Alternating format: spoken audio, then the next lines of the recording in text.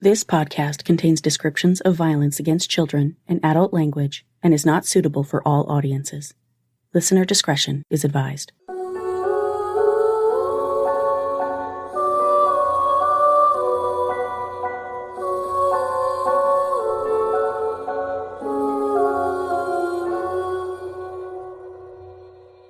Hi, everyone, and welcome to Suffer the Little Children, the podcast giving voices back to the victims of child abuse murder and their families.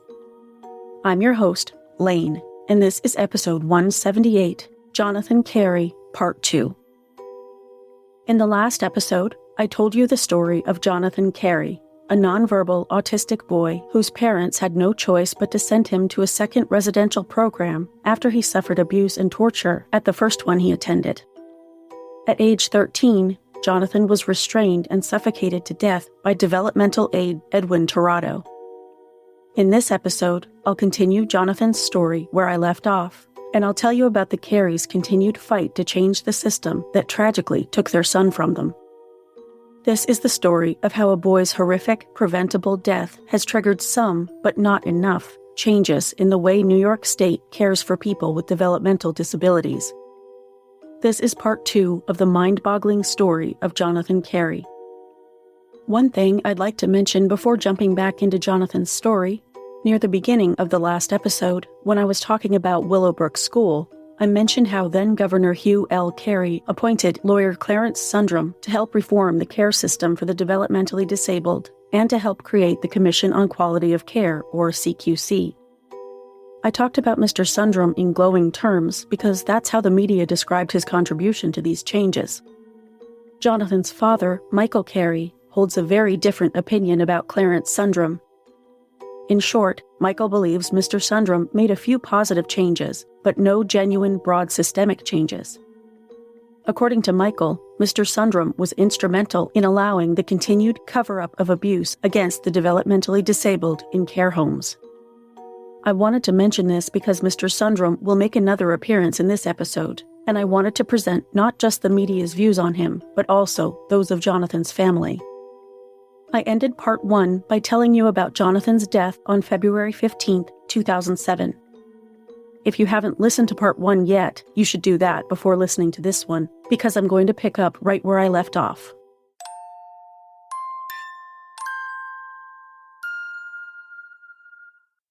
The day after Jonathan was killed, February 16, 2007, OD Heck employees Edwin Tirado and Nadeem Mall were arraigned on charges of criminally negligent homicide in the Colony Town Court and sent to Albany County Jail pending their preliminary hearing a week later. Colony Police Chief Steve Hayter said that the events leading up to Jonathan's death were not accidental. "We believe that the holds used in this were improper and directly led to this boy stopping breathing. They were trained in what to do and what not to do. I can't say this was an accident." Chief Hayter would not tell reporters how Tirado restrained Jonathan, other than to say it was against the center's protocol and led directly to Jonathan's suffocation and death. He did add that the two men were trained on properly restraining combative residents and basic life-saving techniques, including CPR, which they never attempted to perform on Jonathan. An autopsy found Jonathan's cause of death to be cardiorespiratory arrest due to compressive asphyxia. The manner of death was homicide. As I mentioned in part 1, Jonathan's parents, Michael and Lisa Carey, were away on a trip and unable to be reached the day Jonathan died. The following day, when Michael made a phone call to his office, a friend answered and had to give him the news that changed their lives forever. "Last night, Jonathan stopped breathing, and he could not be revived." Michael told the New York Times, "I just lost it. My wife was yelling and screaming, 'What happened? What happened?' I don't even think I could communicate well. And she finally said, 'Which one?' She realized something had happened to one of the boys. And I said, 'Jonathan.' And we literally both fell under the weight of the grief, collapsed to the sidewalk, just uncontrollably weeping. It's hard to explain the pain and the trauma that one experiences getting that kind of news. You're in a cloud. It's like you don't even know what's going on around you." They later received a call saying that 2 caregivers were arrested and charged. Lisa began screaming that she was going to go home and kill them both. At the time, she said, she meant it. and who could blame her? Michael told Spotlight News, "It's unbelievable. Total shock. We know Jonathan is with the Lord in heaven. We have no doubts he's in good hands." The Careys clung to their unshakable faith, which enabled them to survive their son's death. They remain steadfastly faithful to this day. On Saturday, February 17th, the Carey family lawyer, Daniel Persing, released a statement on behalf of the family, saying, "Jonathan's death is not only untimely and unnecessary, it is tragic because those to whom we have pled for reform have not heeded us. Now we have to contend with our grief over the loss of our son and the surreal experience of having to bury Jonathan, all because of a broken and failing system." During the investigation into Jonathan's death, one of Edwin Tirado's co-workers told an investigator that Ed, who once worked 84 days in a row, was so tired the week before he killed Jonathan that she told someone else at the time, "Either he's going to kill someone or himself." When Tirado was examined by a state psychologist, the doctor told investigators that for Tirado, working so much overtime was like a badge of honor. "I asked Edwin when he slept. He said he didn't." As I mentioned in the last episode, during the 14 days leading up to Jonathan's death, Tirado worked 197.5 hours, or the equivalent of almost 5 regular 40-hour work weeks. I was shocked to find out that to this day, New York State does not have a legal limit on the number of overtime hours an employee can work. Both defendants were indicted in Albany County Court on February 21st on counts of second-degree manslaughter and criminally negligent homicide. The indictment alleged that Tirado inappropriately restrained Jonathan and, by physically compressing Jonathan's body with his own body, caused Jonathan to stop breathing. Then, despite being legally obligated to do so, both men failed to render aid or summon medical attention. Regarding the indictment, District Attorney David Soares said, "The callous disregard for human life shown by these two defendants is an affront to every parent, child, or family member struggling to care for a dependent relegated to the care of a social service agency." If convicted on all counts, Tirado and Mall each faced a maximum sentence of 15 years in New York State Prison. As it turned out, Tirado's history of abuse and neglect was not limited to Jonathan. There were several other documented instances at OD Heck when Tirado abused or neglected other children. One such incident took place on September 28, 2003. While Tirado was supposed to be supervising a child, she disappeared. Tirado didn't bother to report the girl's disappearance to his supervisor, lying about her whereabouts.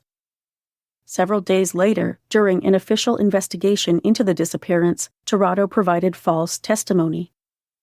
At first, supervisors recommended Tirado be suspended for 12 weeks without pay, but in the end, they settled the incident by making Tirado give up some of his accumulated sick days. He didn't miss a day of work for misplacing a child and lying about it, both to his supervisor and to investigators. Just one more weird detail here. I couldn't find any further information on this disappearance, including whether the girl was ever found. Back to Jonathan.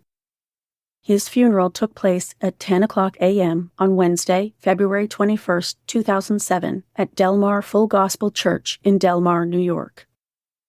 At the funeral, Michael Carey informed the public that he and his wife, Lisa, forgave Tirado and Mall. Speaking at his son's funeral, Michael said of the two defendants, "We have forgiven them both from our hearts. That's what the scripture says to do. We love them and we're praying for them. And we ask that you pray for Edwin and Nadine, too." Following the service, Jonathan was buried in Bethlehem Cemetery. The day after the funeral, Lisa told a reporter that she would like to know why Tirado and Mall did what they did. Despite her forgiveness, she said, "They still need to face justice for what they've done." Lisa and Michael leaned on their faith as they worked through their grief. It led them to find Jonathan's messages of hope. One example took place around March 2007. On the same night, both Lisa and Michael had separate dreams about Jonathan, in which he was sitting on a beautiful white horse in heaven, looking very mature and handsome, holding a sword and wearing an ornate breastplate, looking as if he was ready to ride into battle. Some details were different, but the similarities were eerie. In a later testimonial, Lisa wrote about the dream. I then understood why the Lord had given Jonathan such a passion for horses ever since he was a toddler. The Lord was preparing Jonathan for the horse he would have in heaven. Around the same time, there was a memorial service for Jonathan at the O.D. Heck Center to help the other children get closure. After the service, one of Jonathan's teachers gave the Careys a copy of a photo she had taken of Jonathan a couple months before he was killed. In the photo, Jonathan leaned over a fence to kiss a white horse. To the Careys, the photo was confirmation of what they saw in their dreams. Lisa wrote, "We know that Jonathan has been given a white horse in heaven, and that he now rides with the armies of God, and he continues to fight injustice with us, now from heaven." I mentioned in the last episode that in 2006, after they had such trouble obtaining records from Jonathan's non-fatal abuse at the Anderson School, his parents began seeking to change state law to give parents and legal guardians access to this essential information. Lisa had prayed, asking God when the law would be passed and clearly seeing the year 2007 in her mind. However, Assemblyman Harvey Weissenberg had told them it can take 5 to 10 years to get a law passed. Not this time. On May 5, 2007, New York's then-Governor Eliot Spitzer signed the legislation into law. Jonathan's Law, as it was known, finally gave parents and legal guardians of children living at state-run institutions as well as privately run group homes and mental health facilities access to files pertaining to child abuse investigations involving their children. It also required facility officials to notify parents and guardians within 24 hours of a report of abuse or neglect, and they must offer to meet with parents or guardians and explain the actions the facility took in response to each report. Governor Spitzer said, "It is critical that parents and guardians of children housed in state facilities for the treatment of developmental disabilities and mental illness have access to records related to abuse allegations and other incidents. This bill allows them to better monitor the care their children receive." Michael Carey told a reporter of Jonathan's Law, "It's going to start to really clean up a lot of the things that need to be cleaned up." Also in 2007, Michael and Lisa closed their business, Solo Auto Sales, and on the same property, they established the Jonathan Carey Foundation with the mission of helping vulnerable children in any way possible. The foundation is a 501c3 nonprofit organization that still operates today. Surprisingly, it didn't take long for the criminal cases to be resolved. On July 30, 2007, just over 5 months after Jonathan's death, Nadim Mal pleaded guilty to criminally negligent homicide for his role in Jonathan's death, namely, allowing Ed Tirado to suffocate Jonathan to death while Mal, who was responsible for Jonathan at the time, drove the van and did nothing to protect or save Jonathan. In exchange for his testimony against Tirado, Mal received a sentence of 6 months in the Albany County Jail, plus probation. Lisa Carey later said that Mal had expressed remorse from the beginning, unlike Tirado. For his part, Edwin Tirado turned down a plea deal that would give him a sentence of 4 to 12 years, and instead of pleading guilty and taking responsibility for his actions, he went to trial in Albany County Court in October 2007. At trial, Tirado testified in his own defense. During his testimony, the court heard that Tirado had previously admitted, both in a written statement and a video-recorded reenactment with police not long after Jonathan's death, that he restrained Jonathan, demonstrating for police how he compressed Jonathan's chest by essentially sitting on him. Tirado testified that his written and videotaped statements were inaccurate, blaming it on being exhausted and nervous when police interviewed him.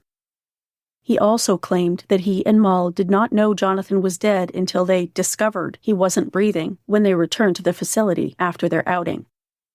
On Wednesday, October 10, 2007, the jury deliberated for 4 hours before returning with a verdict. 36-year-old Edwin D. Tirado was guilty of second-degree manslaughter. After the trial, Albany County Prosecutor David Rossi said that Tirado took zero responsibility for Jonathan's death, even after the verdict.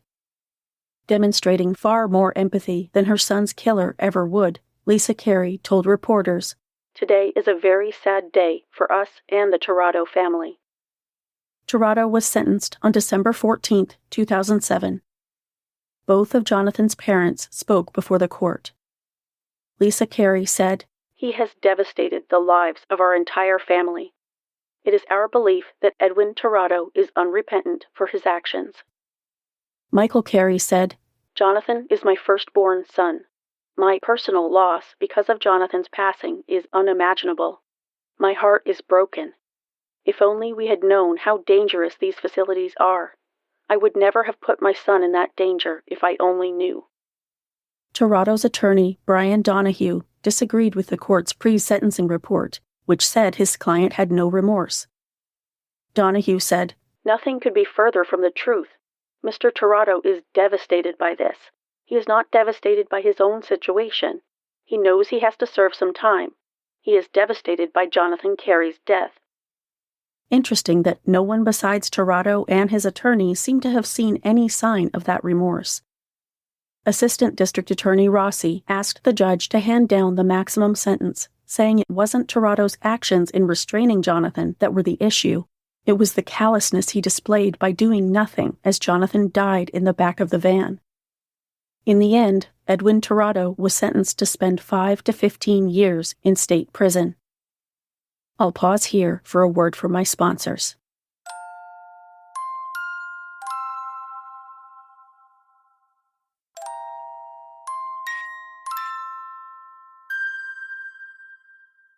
In February 2009, 2 years after their son's death, the Careys filed both a state lawsuit and a federal lawsuit, both of which contained multiple allegations.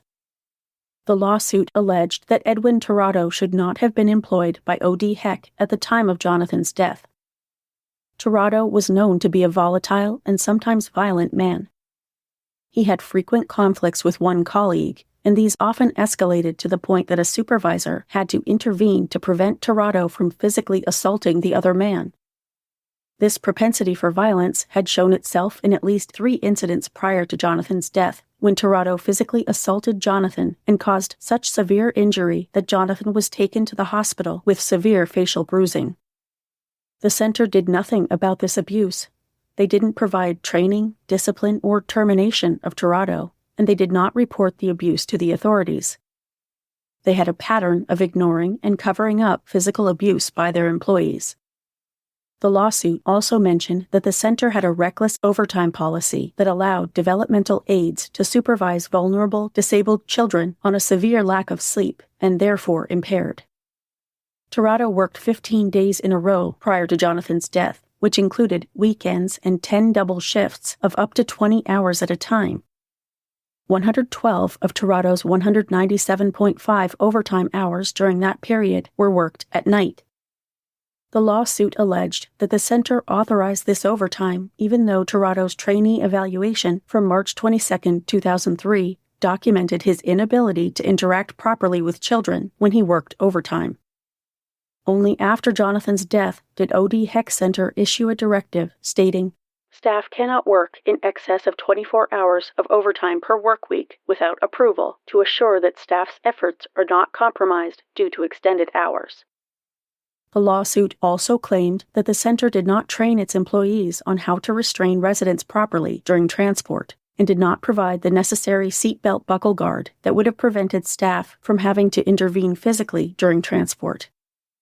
The Careys called out over a dozen administrators and employees at O.D. Heck, including Tirado and Mull's direct supervisors, saying the institution had failed their son and caused them to suffer the greatest loss any parent can suffer. Their lawsuit wouldn't be adjudicated for another 2.5 years. Meanwhile, also in February, Speaker of the New York State Assembly Sheldon Silver announced an expansion to Jonathan's law, giving parents or legal guardians an additional 2 years to make retroactive record requests under the law. We are extending what was Jonathan's law, which we enacted last year, an additional 2 years. We will allow family members more time to research incidents of neglect and of their loved ones in residential facilities. Today's agreement also ensures that New York sets clearer guidelines for the types of behaviors that constitute abuse, including kicking, shoving, and biting, behaviors that will not be tolerated from the caregivers in whom trust is placed. Michael and Lisa released a public service announcement about this expansion. We're Michael and Lisa Carey. Our 13-year-old son Jonathan, who was autistic, was killed by a direct caregiver. If you are the parent or legal guardian of a disabled person and suspect abuse or neglect, we urge you to act now. Under Jonathan's law, schools, facilities, and state agencies must provide records and reports of abuse. But under the amendment, you only have the December 31st to ask for your records dating back to January of 2003. Please visit jonathanslaw.org.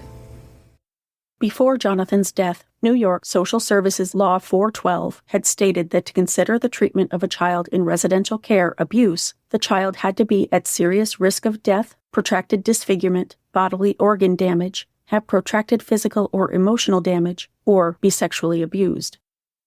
With help from the Careys, that definition changed substantially. This change meant that regardless of the severity of the child's resulting injuries, any child in residential care would be considered abused if they were subjected to being thrown, shoved, kicked, pinched, punched, shaken, choked, smothered, bitten, burned, cut, or struck. Also added to the definition was threatening a child with a weapon, using corporal punishment, withholding food or water as punishment, or giving a child any controlled substance or alcohol. This amended definition would not only protect developmentally disabled kids, but all children within the New York State social services system, including foster care. Another law was also passed to create a work group studying the effects of overtime on the performance and behavior of direct care workers in state-operated or licensed facilities. It seemed things were moving in the right direction. That is, until 2 years later. In March 2011, the New York Times ran its first piece in a multi-article, award-winning investigative reporting series entitled Abused and Used, in which they examined the way New York State's developmentally disabled people were treated. This series was ultimately a runner-up for a Pulitzer Prize. Reporter Danny Hakim, with help from Russ Butner and Alain Delacarrière, spent about a year investigating before the first exposé came out, and they continued investigating throughout 2011 as subsequent articles were released. They found problems in over 2,000 state-run care homes. They reviewed hundreds of cases of sexual, physical, and psychological abuse and neglect, finding that employees who perpetrated these heinous offenses were rarely fired. They were often transferred to other state-run group homes, where they just continued their behavior, sometimes multiple times. There were even some workers who were criminally convicted of abusing a vulnerable person and were subsequently hired by other state-run facilities anyway. Why and how was this allowed to happen? Apparently, unions were largely to blame. The Civil Services Employees Association, a powerful workers' union in Albany, fought against the firing of even blatantly abusive group home workers, which was part of the reason the abusers weren't terminated. There were many employees fired for cause who the Office for People with Developmental Disabilities, or OPWDD, rehired. The OPWDD was, for the record, the new name for the Office of Mental Retardation and Developmental Disabilities, or OMRDD. Another detail uncovered was that although most jobs in group homes for the disabled paid well and offered excellent benefits, they didn't have any required level of education, not even a high school diploma. FYI, these jobs involve responsibilities like administering drugs, transporting residents, feeding them, changing their diapers, and preventing them from choking. There was also no rule in place to prevent the hiring of someone with a criminal record. The Times exposé also found that of 13,000 abuse allegations in 2009, fewer than 5% were referred to law enforcement. Some of the many offenses the Times investigated included leaving residents to sit in their own urine or feces, leaving a resident on the floor with a broken leg for over an hour, leaving a resident alone in a transport vehicle for hours, making racist remarks to residents, using ableist slurs against residents, dumping ketchup, salt, and pepper on a resident's head during dinner, physically attacking one resident with a group of other care workers, pointing a knife at a resident, raping a resident, throwing a resident into a fence and then a wall, sexually harassing a resident, punching residents in the face, and destroying notes describing bruises of unknown origin on a resident. These residents were people of all ages, from children to the elderly, with conditions including autism, cerebral palsy, and Down syndrome. Many of them were nonverbal. The New York Times series also mentioned whistleblowers like Jeffrey Mansour, who refused to falsify fire drill records and called 911 when a resident wandered off. Mr. Mansour was described in a subsequent evaluation as not a team player. I mentioned it in the last episode, but here it is again. When it came to the treatment of developmentally disabled residents in state-run group homes, anyone who dared to be a whistleblower faced retaliation from the OPWDD, such as being denied promotions or even civil litigation. One person who worked at OD-HEC at the time of the reporter's investigation wanted to remain anonymous, but said, "There's abuse going on all the time. They don't report anything. They hide everything and cover for each other." The same employee described other workers treating residents like animals. In these homes, employees were supposedly guaranteed anonymity when reporting abuse or neglect, but in secret, agency officials encouraged those collecting the reports to turn them over. Clearly, this would discourage employees from reporting abuse, knowing they'd face illegal retaliation with little recourse. The cherry on the cake was the widespread financial mismanagement the exposé uncovered. You'll hear Michael Carey talk about the way funds were mismanaged in the next episode. After learning of the New York Times' findings, then-Governor Andrew Cuomo mandated the resignations of the leaders of the OPWDD and the CQC. Cuomo said in a statement, "It is a basic function of state government to protect the most vulnerable among us." He said training would be provided to state care workers and changed the hiring standards, requiring state direct care workers to have high school diplomas and to undergo psychological and drug testing. However, policies did remain in place that did not automatically disqualify convicted felons from being hired. Regarding the governor's proposed changes, Michael Carey told The Times, "It's not remotely enough. There's a lot more that needs to be done swiftly, a lot more than they're saying needs to be done. If anybody is involved in an apparent crime, it needs to be reported to law enforcement." Michael decried the state's practice of having agencies investigate themselves or otherwise handling these allegations internally. You'd think this would be obvious, but apparently not in New York State. Also in 2011, David Slingerland, the New York State official who oversaw OD-HEC and several other state-run group homes at the time of Jonathan's death, admitted in a deposition that Edwin Tirado's excessive overtime was among the causes of Jonathan's death. Subsequently, in September of the same year, the state of New York agreed to pay the Careys $5 million, which settled both the state and the federal lawsuits. Michael and Lisa said in a statement, "We miss Jonathan every day, and we are so proud of him. We know that his life and all that he suffered has and will continue to help countless other children and adults with disabilities. Our hope is that all people with disabilities will be treated as special and valuable and have all the basic safety measures put in place to protect them." Time for another quick sponsor break.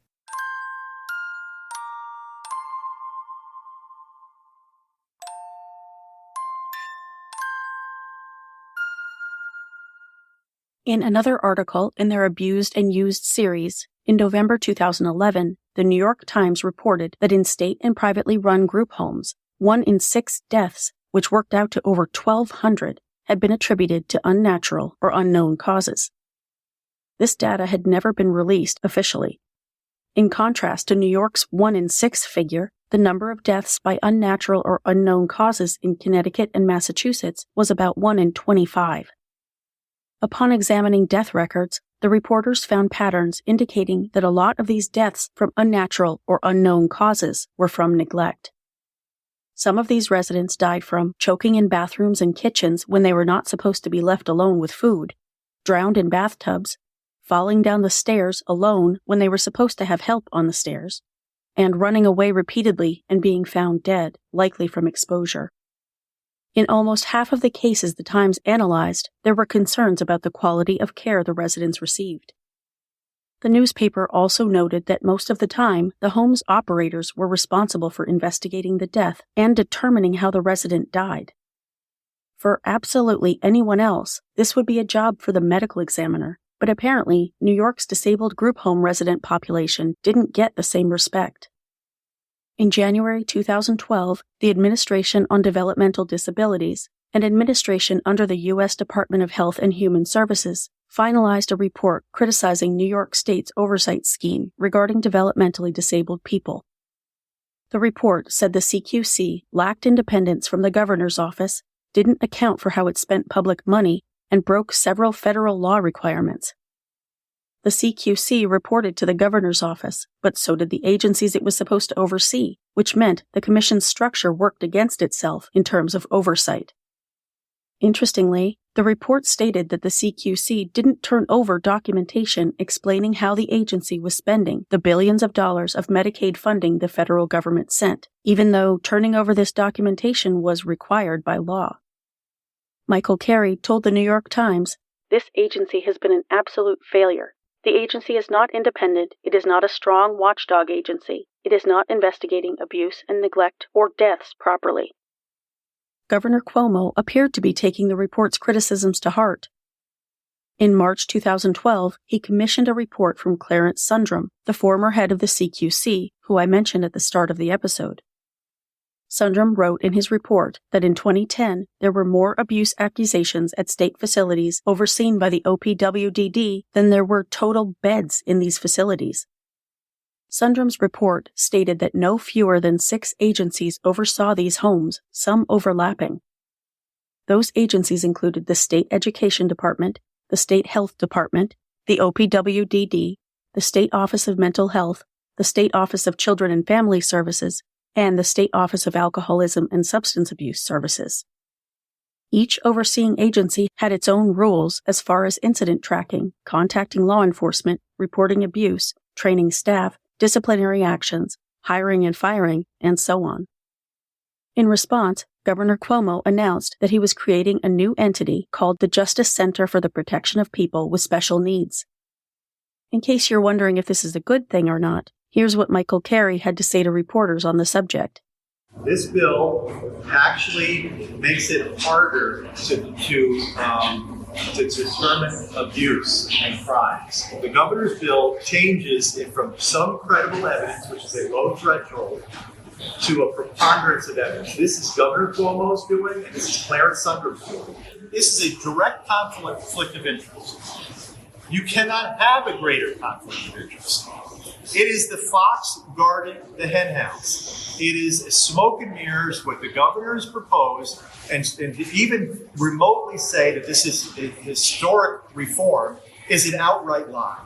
And the governor knows it. So you have the Chief Protection and Advocacy Agency set up after Willowbrook supposed to protect and advocate for the disabled, working in conjunction and collaboration with not just the OPWD or OMRDD before, and the hundreds of provider agencies to conceal things, to conceal evidence of abuse, to keep the police out of the loop. Governor Cuomo's bill here does not require mandated reporters to report to 911 from the police, the district attorney's office. Specifically asked the speaker's people on this. It does not do that. For 16 months, I was trying to get in with the governor. The day he releases his bill, he brings me in and tries to smooze me. Okay? He tries to pull that fast one off on me and try to blame the DAs and the police. Most of these calls never have gotten to the police or the DAs. That is an outright deception. So the ones that do get there, the police and the DAs have a hard time doing something after the fact, days afterwards. You know what I'm saying? So we've asked for immediate reporting of all alleged crimes and abuse to 911, where there's a taped recording. Overall, the bill is a disaster. It is I call it a fraudulent scheme of the governor. It is an attempt to deceive the disabled that they're going to be safer in a system that is extremely dangerous. It deceives the families of the disabled to make them think it's going to be safer. It's not a justice center. This is going to be an unjust center. It gives the same people more authority to be able to conceal abuse and neglect. Suffice it to say that he was not impressed by Governor Cuomo's plans. Michael continued pushing for additional legislation to protect New York's developmentally disabled population. In 2012, with Michael's help, a bill passed unanimously and was subsequently signed into law that reclassified endangering the welfare of an incompetent or physically disabled person from a Class A misdemeanor to a Class E felony, thereby increasing the penalty. The same year, in May 2012, 40-year-old Edwin Tirado came up for parole for the first time. When the parole board asked if he had anything to say about his crime, Tirado asked for the question to be repeated, and then he expressed remorse, saying, "I am very remorseful about what happened, and I take full responsibility for the choices that I made, or the past choices that I made.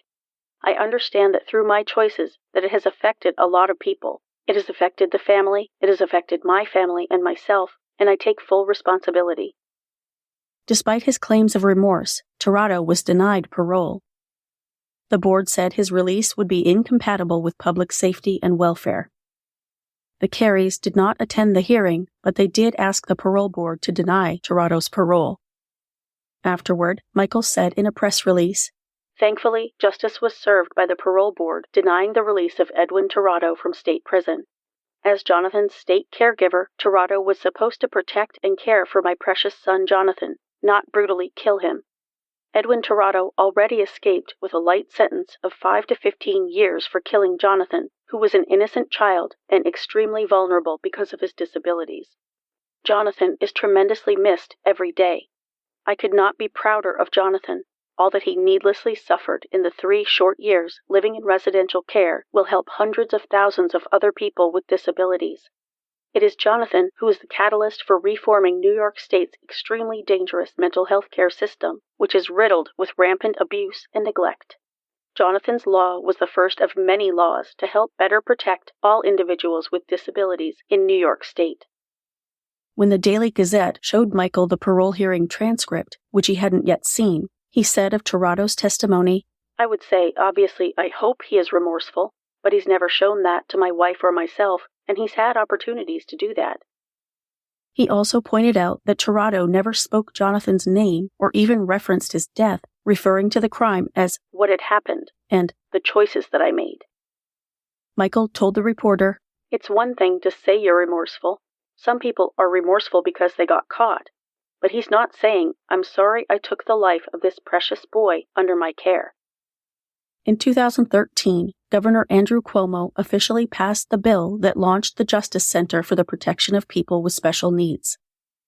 The Justice Center would supposedly investigate allegations of abuse against people with disabilities. The Justice Center receives abuse complaints via its Vulnerable Persons Central Register hotline, which facilities are encouraged to call instead of 911. Governor Cuomo appointed Jeffrey Wise to lead the Justice Center. This is a man who actively lobbied against Jonathan's law. Also in 2013, the New York Times found that the state was still dragging its feet on firing the employees who were found culpable of abuse or neglect through internal investigations. Here are some examples of the workers who were not terminated for their offenses. I hope you're ready for this. Keep in mind, none of these people lost their jobs. A worker who bit a patient's ear, a worker who threatened a colleague via text message saying, "I'm going to gut you like a fish, Blondie. Don't even try to call the police." A nurse who left a patient naked, bleeding from a head injury, on the bathroom floor in his own feces. A worker who pushed a resident out of a chair, hit them on the back of the head, and squirted water in their face. A worker who arrived at work drunk and still actively drinking, swearing and yelling that they were intoxicated. A worker who was arrested after an accusation of stealing money from a resident. A worker who kicked a patient who was on the floor. A worker who used racist insults against a colleague, punched him, and threatened to bust a cap in his ass after work. And a worker who spent hours looking at porn on state computers instead of caring for the residents. Once again, officials blamed union intervention for the inability to fire these people. Here's a bit of good news amidst all of this horror. In 2015, the O.D. Heck Center closed permanently as part of a downsizing of the state's institutions for the developmentally disabled. After this, Michael turned his advocacy focus to incident reporting. As he sees it, the The problem in a nutshell is that facilities and caregivers don't call 911 unless the Justice Center deems the abuse or neglect incident as a safety or medical emergency. Any incident the Justice Center doesn't deem worthy of external reporting, such as to police or medical authorities, is investigated internally. Any resulting discipline is also handled internally. In 2015, an Associated Press analysis found that only about 2.5% of the substantiated counts of abuse or neglect resulted in criminal charges. Later, records would show that the Justice Center declined to investigate the majority of the almost 1,400 deaths of developmentally disabled people in state care over the previous 2 years. Most of the time, the center left the investigations to the facilities themselves. That October, Michael Carey began a 3-week tour across New York State to draw attention to state-sanctioned discrimination against people with disabilities. He drove an RV, which is a recreational vehicle known in some other countries as a motorhome. The vehicle bore 2 big signs, one of which read, "NYS is violating the civil rights of the disabled. The rampant abuse and neglect continues. 911 emergency services are being denied." The other sign showed a photo of Jonathan, the Jonathan Carey Foundation's contact info, and the words, "Walking Tall for Justice." During this tour, Michael also drew attention to his proposed 911 civil rights bill, which would mandate care facilities caring for the developmentally disabled to call 911 to report all physical and sexual assault crimes, significant injuries, medical distress situations, and deaths, which to this day is still not required by law. The 911 Civil Rights Bill, which Michael drafted and has fought tooth and nail to get passed for years, previously had signed on as co-sponsors 3/4 of all New York state legislators, both Democrats and Republicans, in both the state Senate and the Assembly. However, Michael alleges that now former Governor Cuomo called in some favors to make sure the 911 Civil Rights Bill never made it past the Mental Health Committee. If the bill had made it to the floor for a vote, it would have easily, probably unanimously, passed. By doing so, Michael alleges that Governor Cuomo knowingly and tragically ensured that the deadly discrimination, Medicaid fraud, and criminal cover-ups occurring within his agencies would continue for many years, and to date. Diane Ward, the Director of Communications for the Justice Center, responded by email, basically refuting all of Michael's claims. From his RV, Michael gave a press conference at the Sunmount Developmental Disability Office's main campus in Tupper Lake. He told reporters, "The root of this abuse and neglect is these people are not valued and not cared for. This genuinely is a civil rights issue, no different than what Dr. King, Martin Luther King Jr., fought against, because you're treating a whole group of people completely different than the general population. When Dr. King was fighting, he said, African Americans can sit wherever they want on a bus. They can use whatever restroom. They can sit in any seat in a restaurant, etc., right? So here it is over 50 years later. New York State is not ensuring by law that when people with disabilities who are victims of physical or sexual assault crimes are in medical emergencies or even die, that 911 is required by law to be called. The state is funneling most reported cases of abuse and neglect reported to them back to the provider agencies, and most are never substantiated by the providers themselves. Abuse and neglect are crimes, according to New York state law, and bypassing 911 can be and is deadly. This purposeful discriminatory policy keeps vital evidence from being collected and independent medical and police reports from being written. This is what my responsibility is. I have to try to help as many of these people as possible. I know my boy was killed for a bigger purpose, to bring much greater changes than have happened to date." Michael was also advocating for laws to be passed mandating cameras in facilities and transport vehicles serving the developmentally disabled. In late 2016, the Associated Press reported that the Justice Center apparently had no record of forwarding abuse and neglect records to the state Medicaid Inspector General, which is required by law. Time for one last sponsor break.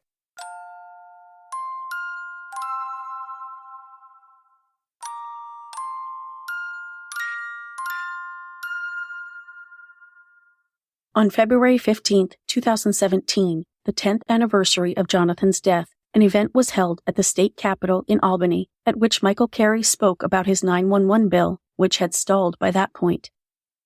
Michael told reporters that New York State still wasn't doing enough to protect its most vulnerable citizens. He said, "Jonathan's death is a reminder to everybody that the New York State mental health care system is extremely dangerous and deadly. Jonathan suffered horrendously. This death could have been prevented." He said that denying access to 911 services violates civil rights for people with special needs. They're a forgotten group of people. To deny them equal protection under the law is discrimination. Michael also turned his ire on the state government, particularly then-Governor Andrew Cuomo, over giving the Justice Center authority to determine whether an incident of abuse or neglect warranted external reporting. He said, "We are alleging that the Cuomo administration is actively involved in ensuring the cover-up of the vast majority of reported incidents, including deaths." A 13-page document Michael distributed to the press representatives included his testimony before the Joint Legislative Fiscal Committees just 9 days earlier.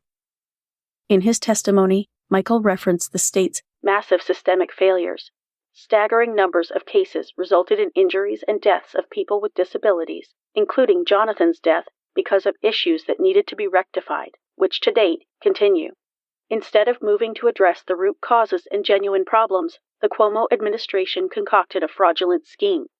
The scheme was to ride out the New York Times exposé storm and take no legislative actions whatsoever to stop or prevent the rampant physical and sexual abuse, neglect, and deaths in the 2011 or 2012 legislative sessions. The fraudulent scheme was to rename and relocate the state agency that was successfully covering up most crimes, including criminally negligent deaths, by keeping local police out of the picture, to ensure criminal investigations did not occur and that county elected district attorneys were not notified and did not have the evidence to prosecute most crimes and deaths of people with disabilities. The agency, previously called the Commission on Quality of Care, CQC, was renamed to be called Justice Center for the Protection of People with Special Needs.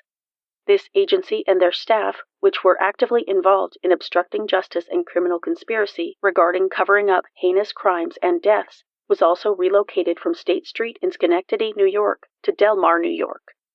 These steps and numerous other deceptive steps were taken to deceive the New York state legislators, the disabled, their families, the media, and the public, which was outraged by the New York Times abused and used investigative reporting series. Advocating for his 911 civil rights bill, which would ensure that every report of abuse at a state care facility be accompanied by a 911 call and a report to the county DA, Michael said, "Once this information goes out to the appropriate authorities, which are in place to protect everybody else, most of these facilities are going to be forced to clean up their act."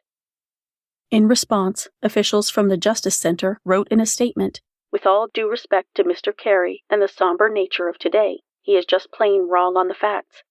Every allegation of abuse or neglect that is reported to the Justice Center, whether criminal or non-criminal, is fully investigated. The vast majority of cases investigated by the Justice Center do not allege conduct that would support a criminal prosecution." The month after Jonathan's 10-year anniversary, the Office of the New York State Comptroller released an audit conducted of the Justice Center for the Protection of People with Special Needs. Comptroller Thomas DiNapoli told the Associated Press that the Justice Center refused to turn over thousands of records the Comptroller's office needed to complete the audit effectively, calling this troubling and saying it raised questions about the Justice Center's performance. In a statement, the Justice Center claimed that state law prohibited it from handing over the records, which contained confidential information within unsubstantiated abuse and neglect reports. I guess redacting the records was out of the question? Meanwhile, nothing changed despite all the official claims that everything would change. In June 2019, the New York Times ran another article about abuse in group homes providing care for the developmentally disabled, saying that the state had promised reforms that didn't happen. In that article, Michael Carey told the reporter that since Governor Cuomo's promises of reform, 8 years have passed and there have been no significant reforms to stop or prevent physical abuse. In November 2019, the State Comptroller's Office released the report of its audit of the Office for People with Developmental Disabilities, which was conducted from April 2015 through April 2019. This audit found that the OPWDD hadn't implemented any processes to monitor whether facilities were in compliance with Jonathan's law. It also found that facilities weren't necessarily providing records to qualified persons who requested them within the specified time frame. The Comptroller's Office recommended the OPWDD provide updated guidance to facilities on their responsibilities under Jonathan's law, to create clear and consistent implementation procedures, and to require facilities to follow these procedures. After being denied parole every 2 years, on September 27, 2022, Edwin Tirado was released from the Auburn Correctional Facility, having served all 15 of the 5 to 15-year sentence he received in 2007. He'll be turning 53 years old on July 31, 2024, and his whereabouts are unknown, although I did spot him in the background of a Facebook photo from a recent-ish family get-together. It was the most disappointing game of Where's Waldo ever. It's worth mentioning that there was a lot of scrutiny on the way New York State handled the COVID-19 pandemic in regard to nursing homes. During the pandemic, a directive by Governor Cuomo's administration barred nursing homes from refusing people who were COVID positive, which led to massive nursing home outbreaks. That directive was repealed soon afterward, but an identical directive aimed at care homes for the developmentally disabled remains in effect to this day. It came out in 2021 that the New York State Department of Health, under the Cuomo administration, had drastically underreported the number of COVID deaths among long-term care residents. The previously reported 8,500 deaths was actually closer to 15,000. Cuomo, who had the audacity to release a book in late 2020 about his leadership in dealing with the virus, testified in June 2024 before the bipartisan United States House Select Subcommittee on the coronavirus pandemic.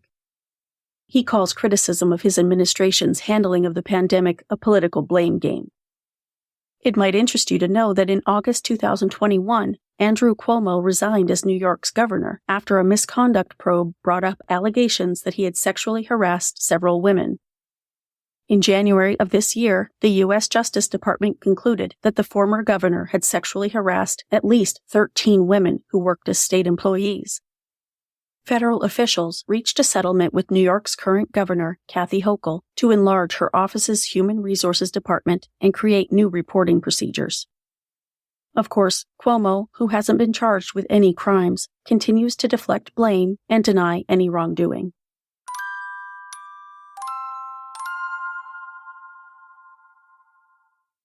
As we reach the end of this episode, as I do whenever possible, I'd like to tell you about who Jonathan Michael Carey was. Jonathan was autistic and mostly nonverbal. When he was excited, he would jump up and down and wave his hands. His obituary said, even though he couldn't speak with many words except Daddy, his smile would light up a room and could speak 1,000,000 words. He was very loving and affectionate. He was a precious gift from the Lord, and he will be deeply missed by his family and friends. One of Jonathan's greatest joys was riding horses, and he loved being with horses. Michael Carey wrote about his son. The joy which Jonathan expressed and brought to me and Lisa cannot be described in words. Jonathan had a supernatural love for God, for people, and for horses from a very young age. Jonathan and Joshua had a tremendous love for one another, despite Jonathan's severe limitations and inability to talk. Besides Daddy, the only other words Jonathan spoke were the phrase, "Where you going?" The Careys have described Jonathan this way. Despite his disabilities, Jonathan was a sociable, affectionate boy who loved visiting horse farms and watching movies about horses, playing with toy cars, and spending time with his family. Lisa Carey wrote, Jonathan had a special love for Jesus from the time he was just a toddler. He would ask to watch the Jesus film over and over, which is taken word for word from the Gospel of Luke and is not an animated film. So many times when we would ask him, Jonathan, where's Jesus? He would smile and point up to heaven and then to his heart. We did not teach Jonathan to do this, and we knew that even though Jonathan couldn't talk or do very many things, that his relationship with the Lord was real, a gift from the Lord. Whenever we would ask Jonathan if he loved Jesus, his eyes would light up, and he would nod his head with an emphatic yes. His love for Jesus was evident throughout his entire life, and he always had an unconditional love for all people. He would often hug people, not noticing their size, color, age, or socioeconomic background. Many times the people would look like they had not received a hug from anyone in a long time. We soon came to realize that this was the ministry that the Lord had given Jonathan. Jonathan also had a passion for horses ever since he was a toddler that he never outgrew, and he loved to ride horses or to be with them every chance he could. Rest well, Jonathan. You will forever be remembered. My sources for this episode were the same as part 1 with one addition, the Brooklyn paper. In the next episode, you'll hear my conversation with Michael Carey, who continues pushing for change for the vulnerable people he calls Jonathan's friends. That's it for this episode. Join me next time for part 3. If you like the show, please follow or subscribe to Suffer the Little Children on Apple Podcasts, Google Podcasts, YouTube, Spotify, Spreaker, Pandora, iHeartRadio, Stitcher, or your favorite podcast listening app. And please leave me a 5-star rating and a positive review on your favorite podcast platform. Visit the website at sufferthelittlechildrenpod.com.